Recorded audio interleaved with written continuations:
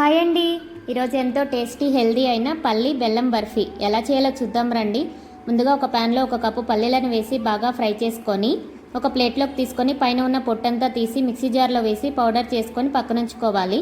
మరొక ప్యాన్లో 1/4 కప్పు బెల్లం వేసుకొని సగం కప్పు వాటర్ అనేది యాడ్ చేసుకొని బెల్లం అంతా కరిగి ఇలా తీగపాకం అనేది వచ్చిన తర్వాత ఇందులో కొద్దిగా ఇలాచీ పౌడర్ కూడా వేసి బాగా కలుపుకున్న తర్వాత ఆల్రెడీ మనం పౌడర్ చేసుకున్న పల్లి పౌడర్ కూడా వేసుకొని అంతా బాగా మిక్స్ చేసుకొని 1 టీ స్పూన్ నెయ్యి, కొద్దిగా మిల్క్ కూడా యాడ్ చేసుకొని ఒక 15 నుంచి 20 నిమిషాల పాటు లో ఫ్లేమ్లో ఇలా కలుపుకుంటూ మొత్తం థిక్ కన్సిస్టెన్సీ వచ్చాక ఒక బటర్ పేపర్లో వేసి అంతా చల్లారాక ఇలా రోల్ చేసుకొని పైన సిల్వర్ పేపరు డ్రై ఫ్రూట్స్తో గార్నిష్ చేసుకొని మనకు నచ్చిన షేప్లో కట్ చేసుకుంటే ఎంతో టేస్టీగా ఉండే పల్లి బెల్లం బర్ఫీ రెడీ.